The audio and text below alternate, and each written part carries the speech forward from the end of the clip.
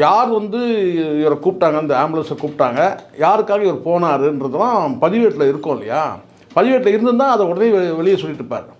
அப்போ அவர்கிட்ட யார் பேஷண்ட்னு கேட்டிங்கன்னா எனக்கு அதை பற்றி தெரியாதுங்கன்னு சொல்கிறார். தவிர இல்லை, உங்களுக்கு 108 நீங்கள் புக் பண்ணிங்கன்னா உங்களுக்கு தெரியும். நீங்கள் முதல்ல நீங்கள் 108 புக் பண்ணிங்கன்னா அவங்க போயிடுவாங்க. போயிட்டு நீங்கள் வந்து பேஷண்ட்டை எடுத்தால் கூட அந்த நம்பர் வந்து பார்த்திங்கன்னா கண்டிப்பாக யார் பேஷண்ட்டு, எங்கே கூப்பிட்டாங்க, யார் கூப்பிட்டாங்கன்றது கண்டிப்பாக அங்கே வந்து இருக்கும். சரிங்களா? அதுக்கு பிறகு தான் நீங்கள் ஹாஸ்பிட்டல் போன பிறகு தான் உங்களுக்கு ஃபார்ம் ஃபில் பண்ணுறது இதெல்லாம் நடக்கும்னு வச்சுக்கலாம். எல்லாம் வந்து எமர்ஜென்சி கூப்பிட்டிங்கன்னா அப்போ போய்ட்டு ஃபார்ம்லாம் ஃபில் பண்ணிட்டு இருக்க மாட்டாங்க. ஆனால் யார் கால் பண்ணாங்கன்றது கண்டிப்பாக இருக்கும். அதை வந்து போன தடவை சொல்லவே இல்லை.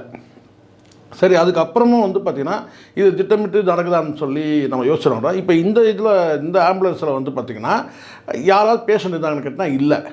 அவங்க என்ன சொல்கிறாங்க, கூட்டத்தில் ஒருத்தர் மயங்கிட்டாங்கன்னு சொல்லிட்டு எங்களுக்கு ஃபோன் வந்தது, அப்படி வந்தது, அதனால் நாங்கள் வந்து போனோம்னு சொல்லி தான் இப்போ இந்த அடிப்பட்ட இந்த டிரைவர் வந்து ஆம்புலன்ஸ் டிரைவர் சொல்கிறாரு.